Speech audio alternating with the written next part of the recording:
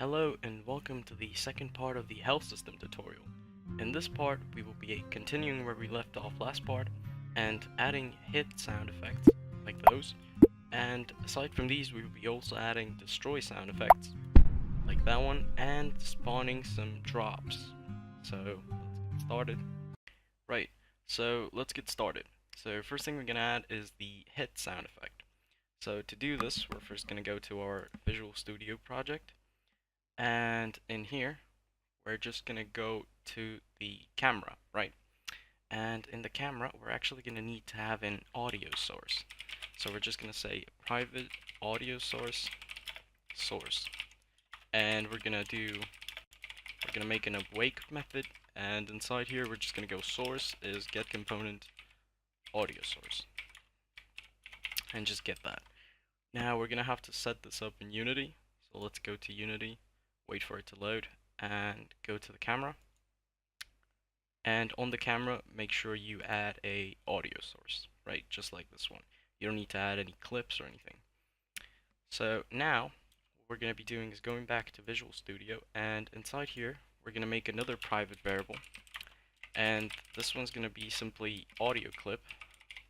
And we're going to make it an array, and we're going to call it audio clips. Like that, audio clips. And this is simply going to hold the audio clips that are going to play when we hit something. So actually, let's change it to hit clips. And it's just going to get a random one and play it. So the way to do this is we simply go in here where we're actually damaging the entity. And in here, we're going to need a random number, right? So we're going to be able to pick a clip. So we're just going to call it random clip, just like that. And it's going to be random.range from 0 to the actual hit clips. So hit clips dot length, just like that. So it's going to give us a value from 0 to the amount of hit clips we actually have. And after this, what we're going to do is simply just do source, so the audio source, and we're just going to go assign the clip, and we're going to say this is hit clips, and the clip we're going to play is random clip. And aside from this, we also need to do source dot not play on awake, but play the method, just like that. And now this is actually going to make it so the camera actually makes a sound every time we hit something. So let's set this up real quick. So we're going to have here the hit clips array, and I'm just going to set 1 and just going to quickly pick a hit clip. I'm just going to pick this one. And now when we press play and we go in here, we're going to be able to hear hitting sounds. But we still don't have any kind of particles that we're actually spawning every time we hit something. So to do this, we're going to do something really similar to what we already did with the destroy particles here. We're going to have a variable here, serialized field, and it's going to be a game object as well. And we're going to call it hit particles. And what we need to do with these hit particles is spawn them a certain length away from the camera so we always see them. So the way to do this is simply going in here, and first off we're going to need to make sure that the entity is not dead. If it's dead, we don't really need to spawn anything, because it would look bad if we spawned destroy particles and on top of it we also had the hit particles. So we're not going to be spawning that. Right. So in here, we are actually going to be doing a vector offset. And the way to do this is simply we're going to do vector 3, direction to point, right? This is going to be our direction to the point we hit. So it's going to be hit.point minus transform.position. And after this, we're going to make sure to normalize it. Let's use the actual function like that, normalize. And now we're going to need to make another vector, and this one's going to be the particle spawn point. So particle spawn point, and this one is simply going to be transform.position. We're going to go plus the direction to point. And this is going to spawn the particles right in front of the camera and always facing the direction of the point we hit. And the point is always going to be the entity. So we'll point on the entity. And now we need to use this point to spawn some particles. So let's just do that. We're going to go instantiate, and we're going to go hit particles, and we're going to spawn them at particle spawn point. And we don't really need to give it a specific rotation, so let's just go ahead and use that one. And now let's just go back to Unity, and inside here we are going to be selecting the hit particles. So let's, for example, let's just pick one. Let's go here to JMO assets, cartoon effects, and then let's pick one from here. So like 3 hits, for example, and you can put it there. And now when we actually click on the box here, a particle spawns. But as you can see, the particles are actually really close to the camera, and we don't want this. We want them to be a little further. So what we're going to be doing is adding an offset. So let's do that. We're going to do private float offset, or particle offset, and we're going to be setting it to 10 to start. And let's just go in here, and when we are adding the direction to the position, we're just going to multiply that direction, which is normalized, by the particle offset, and this will actually give us the correct point. So let's go back to Unity and test that.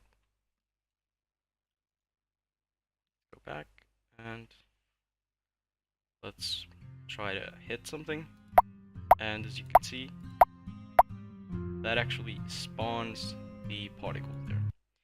Now, aside from this, we also have to add the sound when the objects get destroyed. But each object actually might have its own destroy sound. So we're actually going to be doing this a little bit differently. First off, we're going to be going to the damageable entity, and in here we're going to add a serialized field, which is going to be an audio clip, and this is the destroy sound. And we're going to need to make a property of this. So we're going to go public audio clip destroy sound like this, and then we're going to point it to destroy sound. And this will just make a public reference to it, which we can actually take the value from, but we can't edit. So now that we have that, we're going to go back here, and now we're going to check if the entity is dead. So if we just killed the entity, we're going to go in here, and in here we're going to do something really similar to this, but the only difference is we're actually going to go source.clip is equal to not hit clips, but entity head dot destroy sound, and then the source will play that destroy sound. Now, right now we're actually playing the hit sound as well, so we need to make sure that we're not doing that. So let's just put the hit sound only when the entity is not dead. Now let's go back to Unity and test that. And in here, as we will see in a short moment, when we click, we hear the hit sound, and we can just destroy the object, and we hear the destroy sound. Wait, actually we don't hear it right now because we don't have a destroy sound. So let's just add a destroy sound. And now when we actually have a destroy sound and we click, we hear that destroy sound. Right. So that's it for the sounds. Right now we're going to be adding the item drops. Now to do this, we're actually going to need a new class, and we're going to call that class item. And this class is just going to hold the information of what items, well, it's going to hold the information an item should hold. So let's see what that is. For now, let's just get rid of this, and we're not actually going to need it to be a mono behavior, but we are going to need to serialize it. So let's put an attribute system.serializable, and let's make it a struct, since we're not going to need default values. And the variables we need here are a game object, which is going to be the prefab of the item, then the amount of objects we're going to spawn of this type, so amount, and then we need a Y offset, and you'll see why really soon. So let's just make properties of these. So public game object prefab, and let's just point it to prefab. Public int amount, and this is amount, of course, amount, and public float y offset, and this is y offset. Right. So now we're going to need to go back to our damageable entity, and in here we're going to add a new variable, and that variable is actually going to be an array, and that array is of type int item. So it's going to be an array of items we're actually going to be able to drop. So let's say item drops, and this is just going to hold the items we're going to be able to drop. Now aside from this, we're actually also going to need a new function, which we're going to put wherever. Actually, let's just put it here. Let's just call this one drop items. Right, and this function is always going to happen just when the object handles its death. So after it gets destroyed and instantiates particles, we need to add a drop items. Now drop items is a pretty simple function. The only thing that it does is it does a for loop through the item drops dot length. So it goes through the item drops, it picks the current item, so current, and we go item drops y, I like that, and we get the current item, and now we do another for loop, let's say a for example, and that is a for loop through the amount of items of that type we're going to spawn. And in here, the only thing that it does is instantiates the items prefab at a position, which is just going to be transform.position, and it just says for the rotation we're just going to use the prefab's rotation, so just like that. So now this is really simple, but right now we're not using the y offset, and you'll see exactly what's going to happen. We also need to add some randomization of the spawn point, because this is just going to spawn all the objects in the same place. First, let's set this up real quick. So let's say item drops, we're going to go 1, and we're going to pick whichever prefab. It doesn't really matter actually, so we're just going to go, for example, I don't know, cloud 2, and we're going to say amount 1. So it's going to spawn 1 cloud when the object gets destroyed. So let's try to destroy the object. As you can see, the cloud actually gets spawned.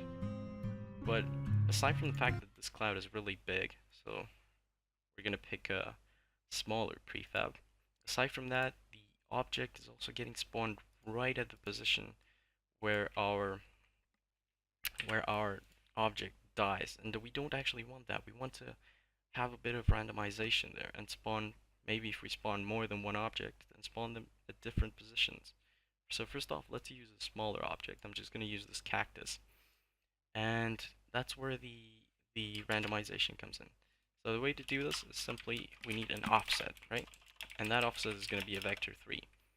And the way to offset in random direction is just simply using inside unit sphere, and that's going to give us a random point inside a sphere, but it's still going to be really close. This is the same thing that happened to us with the particles close to the camera. It's going to be really close still, so we're not going to be seeing too much of a difference.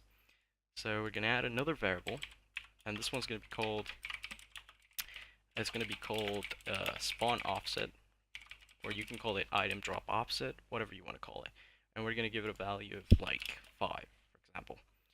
And we're just going to multiply this random value inside a sphere by the spawn offset, just like that. And now is where the y offset comes in. We're just going to set the offset on the y to the y offset.